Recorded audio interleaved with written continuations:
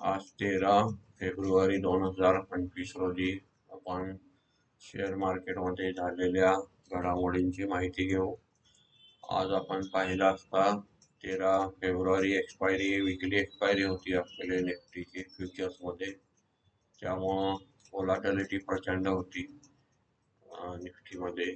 आणि सेन्सेक्स आज पाहिलं असता आपण 76,138.97 अंकाने बंद होऊन त्याच्यात 32 अंकाची आपल्याला घट झालेली दिसत आहे. निफ्टी 50 मध्ये आपल्याला 23,031.40 अंकाने बंद होऊन त्याच्यात 13 अंकाची आपल्याला घट दिसत आहे. बँक निफ्टी मध्ये पाहिलं असता आपण त्याच्यामध्ये आपल्याला 49,349.85 अंकाने बंद होऊन त्याच्यात 119 अंकाची घट झालेली दिसत आहे. साधारण आपल्याला फार मोठी आज घट झाली नाही ही पण आनंदाची बाब दिसते. निफ्टी अजूनही 200 डे मूव्हिंग डेजच्या खाली काम करत आहे. साधारण निगेटिव्ह ट्रेंड आहे पण थोडा निगेटिव्ह ट्रेंड सुद्धा कमी होत आहे.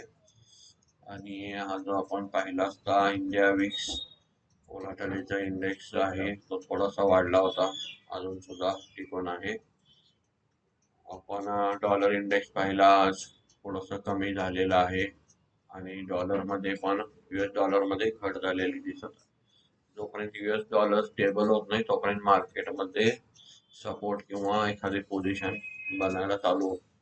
पण हळूहळू पॉझिटिव्ह न्यूज यायला लागले त्याच्यामुळं फार मोठा जो मंदीचा ट्रेंड होता तो आपल्याला कुठेतरी थांबलेला दिसतो. थोडाफार तुर्तास तरी थांबलेला दिसतो. आज गोल्ड मध्ये पाहिलं असता 85,857 रुपये चालू आहे. क्रूड मध्ये आज घट झालेली दिसत आहे आपल्याला.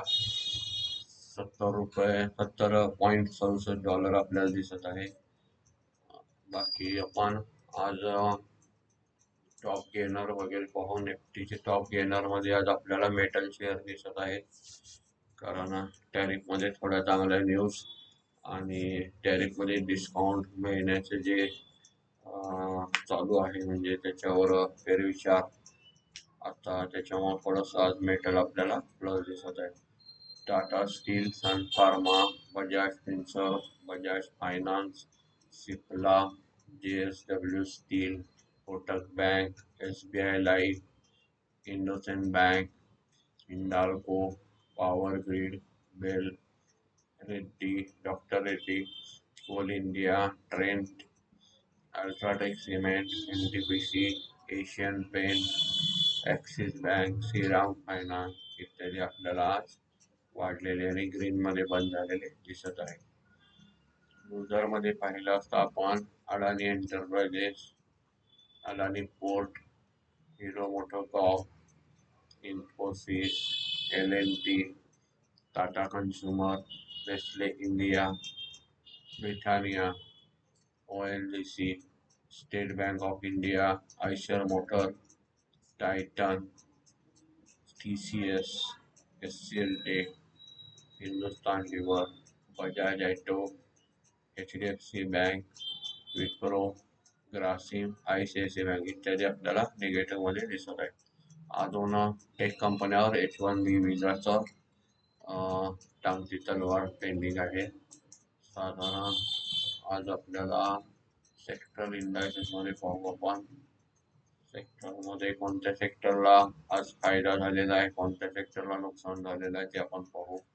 आज निफ्टी ॲटोमध्ये पाहिलं असता आपण 63 अंकाची घट झालेली दिसत आहे. निफ्टी IT मध्ये पाहिलं असता आपण 417 अंकाची घट दिसत आहे.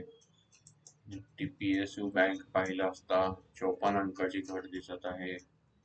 निफ्टी फायनान्शियल सर्व्हिसेस मध्ये पाहिलं असता आपल्याला 79 अंकाची वाढ दिसत आहे. फायनान्शियल सेक्टरमध्ये थोडंसं आपल्याला पोझिशन बनताना दिसत आहे. निफ्टी फार्मामध्ये पाहिलं असता आपल्याला 285 अंकाची वाढ झालेली दिसत आहे. त्याच्यामध्ये सुद्धा आपल्याला थोडंसं पॉझिटिव्ह चित्र दिसत आहे. त्याच्यामध्ये आज प्रामुख्याने वाढलेल्यामध्ये आपल्याला इतका lab, JB Chemical, Mankind Pharma, Sun Pharma, नॉर्वेटो Pharma, Cipla, Lupin, Biocon, Zydus Life इत्यादी आपल्याला प्लस दिसत. परत आपण पाहिलं असता निफ्टी FMCG मध्ये 424 अंकाची घट झालेली आहे. निफ्टी मेटल मध्ये पाहिलं असता 67 अंकाची आपल्याला वाढ झालेली दिसत आहे. निफ्टी रियालिटी मध्ये पाहिलं असता आपण त्याच्यामध्ये आपल्याला न्यूट्रल दिसत आहे. 6.80 अंकाची वाढ झालेली दिसत आहे. निफ्टी मीडियामध्ये पाहिलं असता आपण 7.55 अंकाची वाढ झालेली दिसत आहे. निफ्टी एनर्जी मध्ये पाहिलं असता आपण 30 अंकाची घट दिसत आहे. निफ्टी प्रायव्हेट बँक मध्ये पाहिलं असता आपण 40 अंकाची आपल्याला वाढ दिसत आहे. निफ्टी इन्फ्रा मध्ये पाहिलं असता आपण आपल्याला 4 अंकाचे मामूली घट दिसत आहे. ओव्हरऑल मार्केटमध्ये फार मोठी पडझड आपल्याला दिसत नाही. आज आपण ग्लोबल मार्केट पाहू. ग्लोबल मार्केटमध्ये आपल्याला आज डाव जोन्स 46 अंकांनी वाढलेले दिसत आहे. S&P 12 अंकांनी वाढलेले दिसत आहे. नॅसडॅक आपल्याला 57 अंकांनी वाढलेले दिसत आहे. युरोपियन मार्केटमध्ये जर्मनी आपल्याला डॅक्स 366 अंकांनी वाढलेले दिसत आहे. ओव्हरऑल आपण गिफ्ट निफ्टी पाहिले असता 17 अंकांनी प्लस दिसत आहे. आणि जपान निफ्टी पाहिला असता 497 अंकांनी वाढलेले दिसत आहे. तैवान साधारण हँगसेंग थोडासा निगेटिव्ह आहे. ओव्हरऑल मिक्स आपल्याला थोडंसं कामकाज होताना इथं दिसत आहे. आपण आता गोल्डमध्ये थोडीशी वाढ दिसत आहे.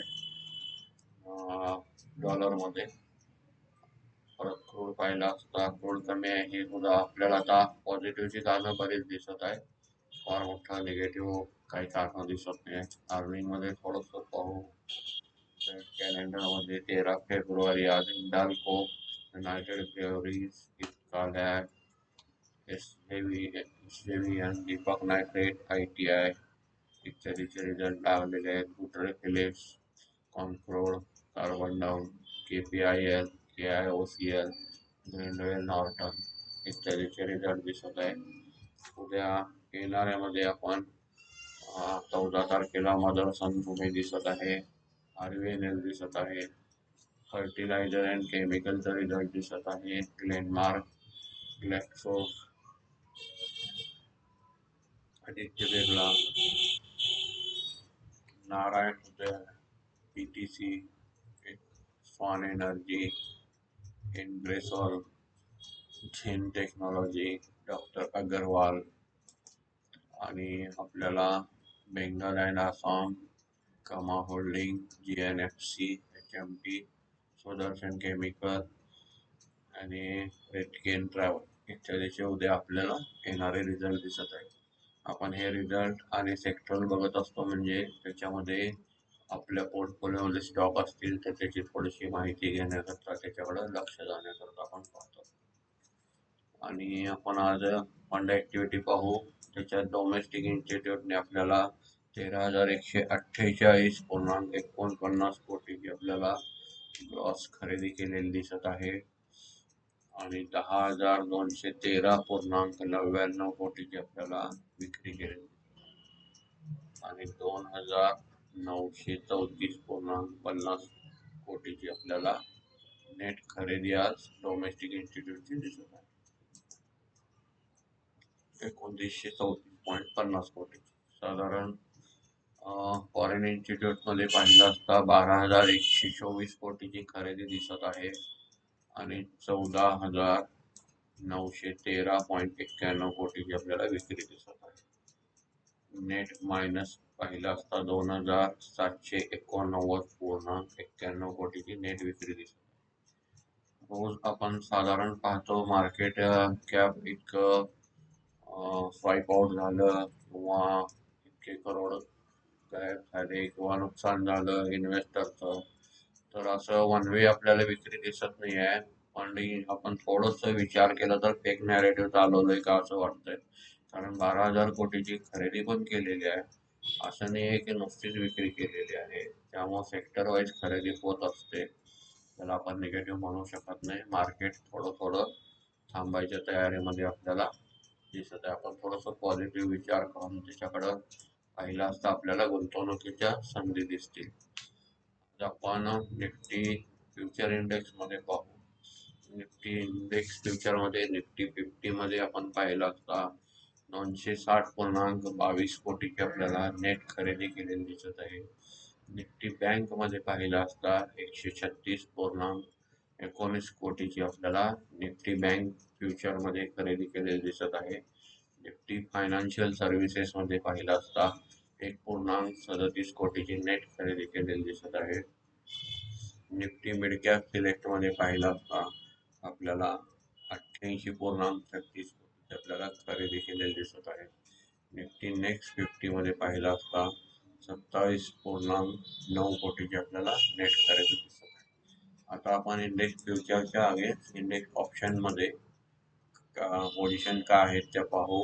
निफ्टी 50 मध्ये पाहिलं असता आपल्याला 5,976.91 कोटीची निफ्टी 50च्या ऑप्शन मध्ये नेट खरेदी केलेली दिसत आहे.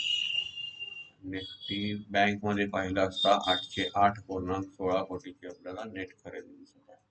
निफ्टी फायनान्शियल सर्व्हिसेसच्या ऑप्शन्स मध्ये 116.74 अंकाची आपल्याला रुपयाची आपल्याला खरेदी केलेली दिसत आहे. 116.74 कोटी रुपयाची. मिड कॅप सिलेक्ट मध्ये 202.55 कोटीची आपल्याला नेट खरेदी केलेली दिसत आहे. निफ्टी 50 मध्ये पाहिलं नेक्स्ट 50 मध्ये पाहिलं असता 29.88 कोटीची आपल्याला नेट विक्री दिसत आहे. आता आपण फंड फ्युचर पाहू. स्टॉक फ्युचर आणि ऑप्शन मध्ये पाहू. डेरिव्हेटिव्ह मध्ये स्टॉक फ्युचर्स मध्ये पाहिलं असता आपल्याला आज 1161.5 कोटीची नेट खरेदीची फिगर दिसत आहे. आणि स्टॉक ऑप्शन मध्ये पाहिलं असता 3424.32 कोटीची आपल्याला नेट स्टॉक ऑप्शन मध्ये विक्री दिसत आहे. स्टॉक फ्युचर खरेदी केल्यानंतर आपल्याला घटणारे ऑप्शन म्हणजे पुट साईड घटत असते. थोडंफार आपण इथं आज पाहू शकतो. आज 13 फेब्रुवारी एक्सपायरी आहे. नेहमी आपण पाहिल्याप्रमाणे ॲट मनी पाशी आपल्याला शेवट इथं पोझिशन राहत असते. नंतर आउट ऑफ मनी हे सगळे आपल्याला 0.005 पैसे होत असतात. त्यामुळं आपल्याला एक्सपायरीच्या दिवशी फार वोलाटिलिटी दिसते.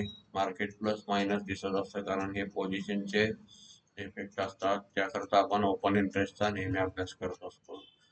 आणि साधारण 2300 आपण पाहिल्याप्रमाणे त्याच्या आसपास इथं आपल्याला मार्केट बंद होताना दिसत आहे. नवीन आपण आता आठवड्याचं म्हणलं तर 20 फेब्रुवारीच्या एक्सपायरीसाठी आपण पाहिलं असता आज आपल्याला 23,100 ॲट मनी दिसत आहे. साधारण उद्यासाठी आपण पाहिलं असतं आपल्याला कॉल साईडला साधारण आपल्याला 2300 इथं थोडंसं कॉल रायटिंग वाढलेलं आहे. 23,200 आहे. साधारण 23,400 पण आहे. अजून फार मोठ्या पोझिशन बनलेल्या नाही. पण ओव्हरऑल आपल्याला इकडं थोडंसं वेटेज दिसत आहे. पुट साईडला आपल्याला पुट वाढलेले दिसत आहेत. सपोर्ट आपण पाहिला असता सपोर्ट आपल्याला 23,000ला एक सपोर्ट दिसत आहे. साधारण 22,800च्या तिथं आपल्याला एक सपोर्ट दिसत आहे. त्यामुळं आपल्याला साधारण सपोर्ट आणि रेजिस्टन्स पाहिले असता निफ्टीची दिवसभरात ट्रेडिंगची रेंज समजते आणि आपल्याला ट्रेड करायला फायदेशीर. आता आपण जसं ओपन इंटरेस्ट पाहिलं तसं फ्युचर आणि ऑप्शन मध्ये आपण स्टॉकचे सुद्धा पाहू शकता. त्याच्यातील आपले जे पोझिशन आहे ते स्टॉक घेऊन त्याच्यामध्ये आपण इथं पोझिशन ओपन इंटरेस्ट दिसत असतात आपल्याला. एक्सपायरीला कुठं बांधले, कुठं रेजिस्टन्स आहेत, कुठं सपोर्ट आहेत, कोणत्या कॉलमध्ये आपल्याला पोझिशन वाढलेली दिसत आहे किंवा रायटिंग केलेली दिसत आहे. त्याच्यावरून आपण चांगल्या पद्धतीचे ट्रेड घेऊ शकतो आणि त्याच्यात आपलं साधारण ट्रेडिंग सुधारू शकतो आणि आपली गुंतवणूक करण्यासाठी पण त्याचा फायदा होईल. ओव्हरऑल आपला बऱ्यापैकी कव्हर झालेला आहे. काही माहिती हवी असल्यास कमेंटमध्ये विचारा किंवा कमेंट करा. त्याचं उत्तर नक्की देण्यात येईल आणि साधारण लाईक करा थोडंसं. धन्यवाद.